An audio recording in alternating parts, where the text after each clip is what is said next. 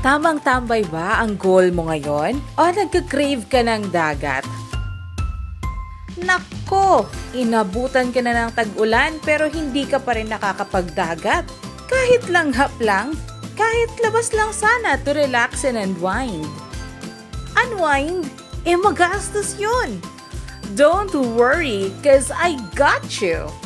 Oh, talaga?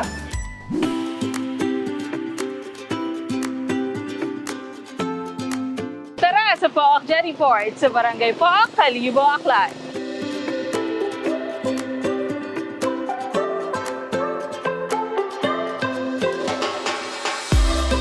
Ang bayan ng Kalibo ay isang first-class municipality na nagsisilbing kabisera ng lalawigan ng Aklan. Ito rin ang pangunahing gateway papuntang Boracay Island at ang pinagmulan ng Mother of all Philippine Festivals, ang makulay na Ati-Atihan Festival.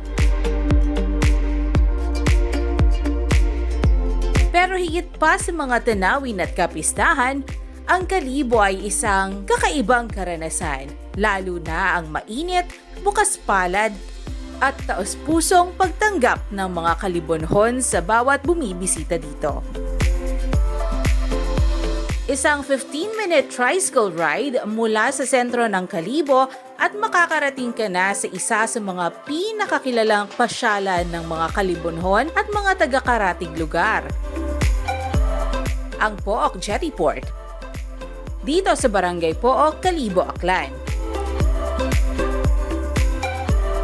Sa pamasahing 40 pesos per person o 260 pesos per tricycle rent, not bad.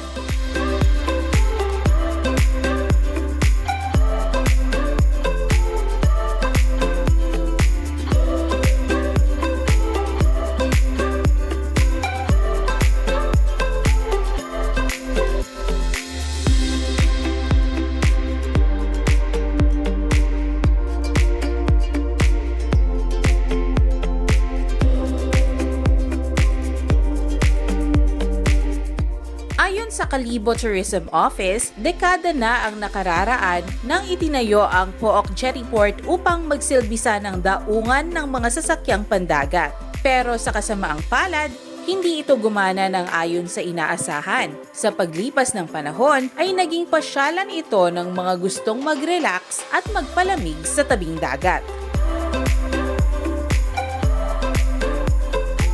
Unti-unti itong i-develop ng Local Government Unit of Kalibo sa pakikipagtulungan na rin ng Provincial Government of Aklan at Department of Public Works and Highways. At mula sa ganito, ay ganito na siya ngayon. At sa gabi, ganda, di ba?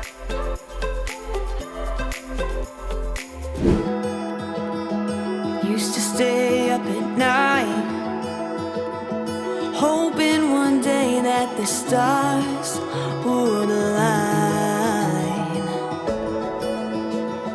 Left a trail of broken hearts, but you were different from the start. How you smiled when you said my name that night. It's like I dreamed you up inside my head. I thought the picture perfect love was only in frames. Guess I pulled you right from the page into reality. Feels like I'm falling deep into your gravity. 'Cause it's like I dreamed you up inside my head. I thought this picture perfect love was only in frames. Guess I pulled you right from the page into reality. Feels like I'm falling deep into your gravity. 'Cause it's like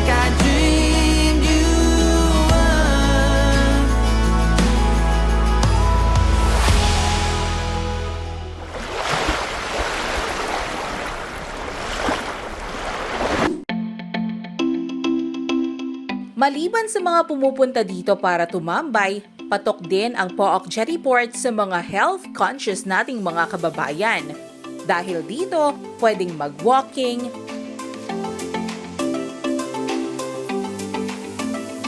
jogging,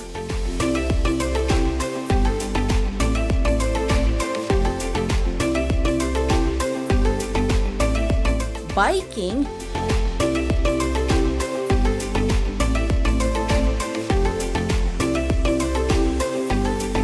at marami pang iba. Umaga man, hapon, o gabi.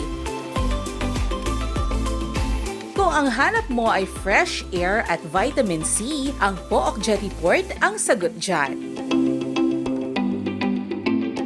Ito yung destination namin para mag-jogging. Mga twice a week po kami dito lagi nagpunta.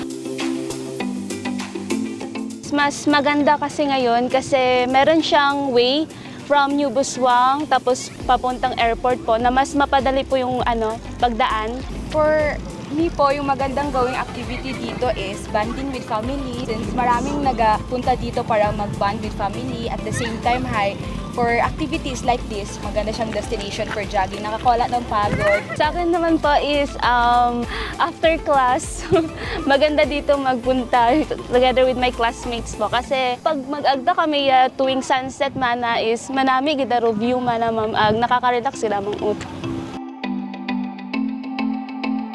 Pero hindi lang yan. Kung napasyal ka dito at may nakita kang mga kabataang parang nag-glide sa tubig, walang dudang sila Kuya Lou yan at ang mga members ng Pook Skim Crew.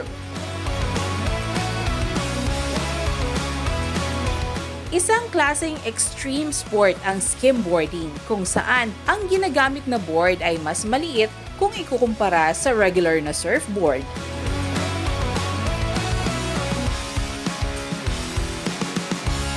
Ang skimboarding ay ginagawa sa mga sapa at mababaw na bahagi ng dagat, specifically sa mga naiipong tubig sa beach.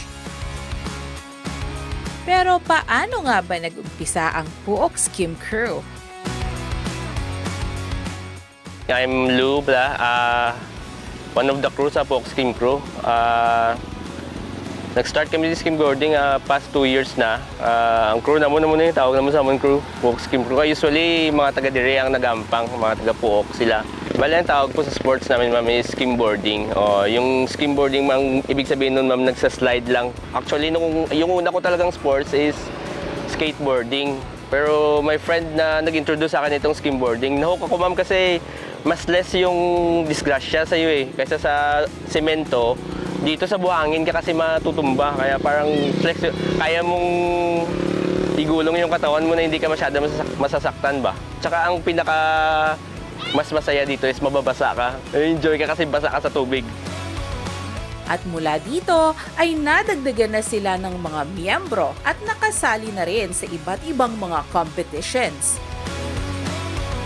Na-inspire lang ako maglaro, ma'am, kasi nakita ko sila Kuya Luke nung una kasi naglalaro sila. Parang nainganyo akong umano ba kasi siya, extreme sports din kasi siya. At dagat din namin kasi taga dito din Parang maganda mag-explore ng other sports kaysa sa mga basketball, volleyball na parang parang natural na nandito na nilalaro. 18 ako nagsimula naglaro Nagko-compete kami kahit saan. Kasama si Kuya Lo. Bacolod, Iloilo, Rojas. Gusto ko magkantiguhan with skim. Pero ang pinakalayunin nila sa pagtataguyod ng skimboarding dito sa Kalibo ay upang makaiwas ang mga kabataan sa masasamang gawain sa pamamagitan ng pagsubok sa kakaibang extreme sport na ito. Actually, ma'am, wondering, wala gid ko idea during a place nga for skimboarding gali siya nga lugar kasi akala ko saklan kasi bundok, walang dagat, parang ganun ba. Wala akong idea. Pero nung 3 days pa lang ako dito nagstay, meron akong nakita na isa na naglalaro ng skim. So, bali doon naman hook yung interest ko kasi nung pag-try ko, ma'am, marunong pa pala ako, kaya ko pa pala maglaro. So, nagpagawa ko ng board. Tapos habang naglalaro kami dito, sila, yung mga bata, tumitingin sa amin, sabi niya, ang cool naman ni Manong, nag-slide sa ano, tapos nagtitrick. So, paturo kaya kami sa kanya. Kaya yun ma'am, tinuruan ko sila. Tapos dumami kami ng dumami. Kaso nga lang, maliit pa lang yung buong board. Hanggang nakaabot kami na nagpa-competition kami na kami-kami lang. Sila yung mga participants. Hindi namin alam ma'am na may nakaalam pala na iba na prudent na gusto din sana magpa-event dito na para makilala yung skimboarding. So bali yung mga dati na mga crew naglalaro, tinipon namin sila lahat ma'am. Dito naglaro kami hasta yung mga dating watak-watak na community, nag-isa na lang kami. Mga gustong mag-join sa amin, pwede naman kayo mag-join pag nakikita nyo kami maglaro dito. Maganda din tong sports kasi iwas sa sa mga bisyo. Kasi uso ngayon bisyo sa kabataan yun. Pag nakikita nyo kami dito guys, maglaro, pwede mag-join sa amin, makipaglaro. Approachable naman po kami. Every Saturday and Sunday po, pag may spot kami dito kami naglalaro. Dito kami na makikita sa POOK Jettyport sa Kalibo, Aklan. Kung sinong gustong mag-try ng skimboarding, try kahit na ikaw bumagsak, bangon ulit. Ganyan talaga. Kami din, nagsimula kami sa wala. Pero ngayon, nagko-compete na kami kahit saan lugar. Quezon Province, Batangas. Bukod pa dyan, lagi ding nagpapaalala si Kuya Lou na kahit gaano man kasaya mag-skimboarding, mas importante pa rin na tutukan ang pag-aaral. Sumasama sila sa akin dito, sinasabihan ko sa kanila na i-prior nyo yung school nyo kasi yung pag-aaral minsan lang yan. Yung skimboard, nandyan lang yan. Balance lang in life, sabi ko sa kanila. Yung skimboarding, always naman nandyan yan eh. After school, deal mo muna yung future mo. Ang skimboard, makahintay yan. Unahin muna yung future. Bukod sa skimboarding, may isa pang sport na pwede nyo ring subukan dito sa POOK Jettyport. Yan ay ang mga electric scooters o e-scooters. Dito sa Traction Kalibo, pwede kang mag-rent ng e-scooter at subukan ang skills mo dito. So bali sa Traction po, kami po ay gaparenta kami ng mga electric scooters. We offer safety gear, full helmet, full elbow, knee pad, and wrist pads po. We prioritize kasi yung safety ng mga consumers namin or mga nagre-rent. Hindi rin po namin gusto na ma-aksidente sila. And at the same time po, yung scooters po namin, equipped po siya ng mga lights during night. So meron siyang headlight, meron siyang taillight, meron siyang stoplight. So kitang-kita talaga sila from incoming traffic. Bilang isang hobbyist, e-scooters ang isa sa mga nakahiligan ni Carl Renzo. Ito rin ang naging inspirasyon niya para umpisahan ang pinakaunang e-scooter for rent business dito sa Kalibo. Actually, hobbyist ako kasi before. I really like electric scooters before. So meron talaga akong personal scooter before na isa. And then, may opportunity ako na pumunta sa South Korea before. Nakalive ako doon for 2 years. And nakita ko siya na parang marami siya. And why not, sabi ko, bring natin dito sa Kalibo yung experience na yan. Especially na nakita ko na napakaganda dito sa Jettyport sa POOK. Kaya kung curious ka sa mga e-scooters, pwede mo itong subukan dito sa Kalibo Jettyport. Traction Kalibo Food Hub po is open from 3 p.m. up until 9:30 p.m. However, kung gusto niyo po ng reservations like on a different times, like usually kasi mga barkada yung mga nagpupunta dito, so nagpapa-reserve sila in the morning. So minsan pwede po ganon as long as mag-PM po sila sa aming page sa Facebook.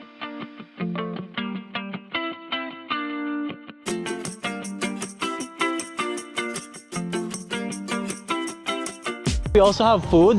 Meron po kaming rice burger meals. Meron po kaming pika-pikas nacho and cheese and cheesy fries supreme. Gusto po namin i-invite po kayo na mag-visit po dito sa amin. Let's try po yung aming electric scooters. Magbigay ng different kind of experience dito sa POOK Jettyport.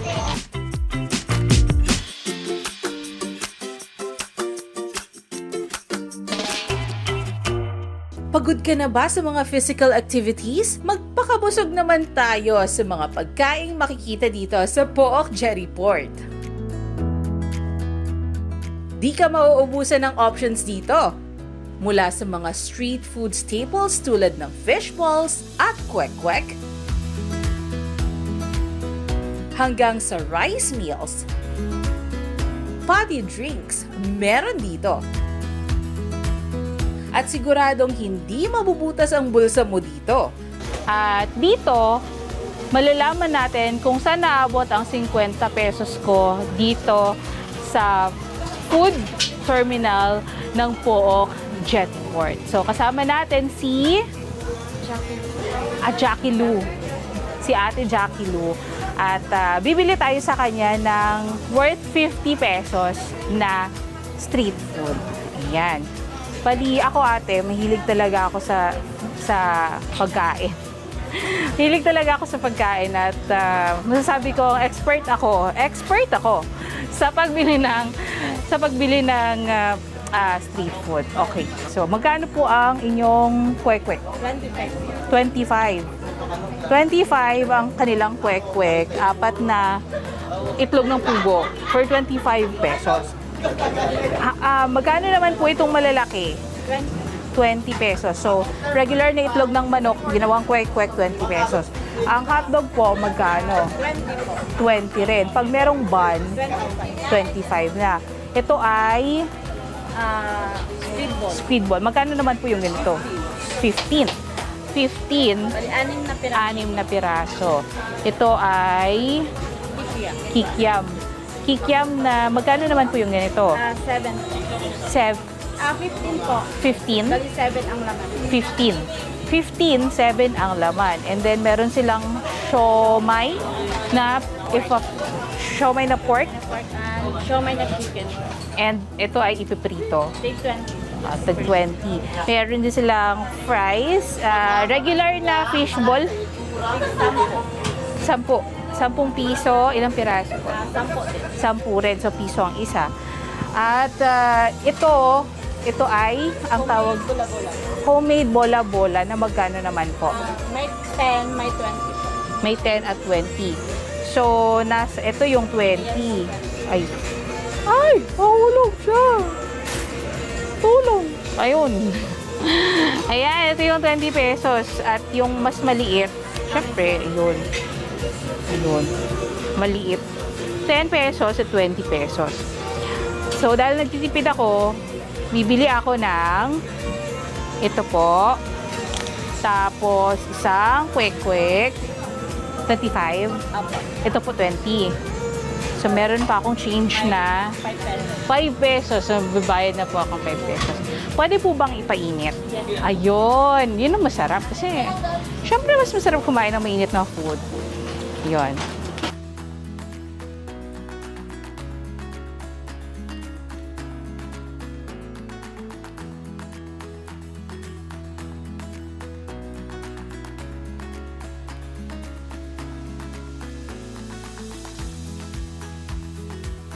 So, ito na yung aking pagkain. Ready na akong kumain dahil gutom na ako. Tara, kain tayo.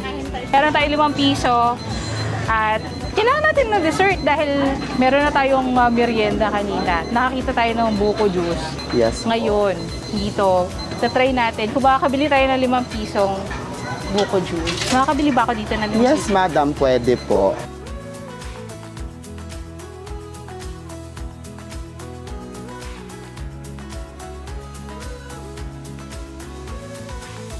Bukod pa dyan, may mga kiosks din dito na pwede nyong itry. We offer coffee, snacks, and drinks dito sa Pook. Yeah, like we offer pastas, chicken, and rice meals like mga silog, sisling, and coffees, and fruit drinks. Yung mga ganon. Fruit drinks, shakes, and everything. All in one. Parang resto na pinamaliit, ganon. Visit us sa Lihim Restaurante. Available kami dito sa Pook from 3 p.m. until 10 p.m.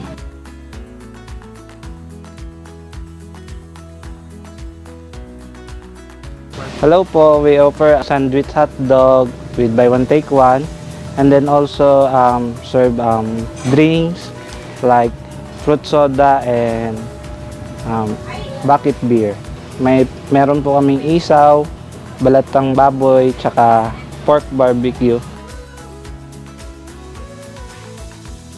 Iimbitahan ko po kayo lahat na pumunta dito and open po kami every 3 p.m. to 10 p.m. po. Every day po.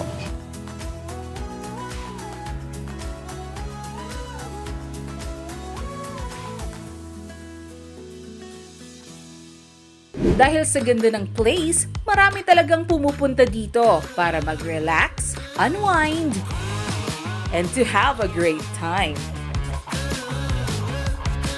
Ano namang masasabi ng ating mga fellow explorers dito? Masarap mag-chill dito eh. Masarap masimoy na hangin tsaka sunset din. Nung napasyal ako rito, actually, eto parang wasteland lang eh. Kung makita mo ngayon, sobrang laki ng pagbabago. Masasabi mo in future, baka maging tourist destination na rin siya, di ba?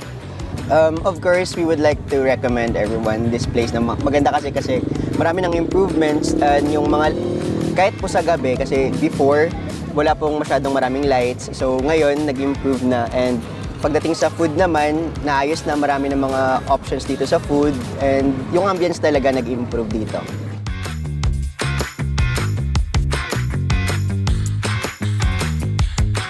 Kaya if you're looking for a place para maging physically fit, makipag-bonding with friends, family, or loved ones, o sadyang gusto mo lang mag-unwind at magmuni-muni, Pook Jettyport is the place to be. Isa itong certified pang bucket list, pocket-friendly, at spot-on destination para sa lahat na siguradong inyong babalik-balikan. Ako si Peach Ledesma. Samahan niyo ulit kami sa susunod upang tuklasin ang Panay, isang biyahe, isang kwento at a time. Dito sa Panay Explorer.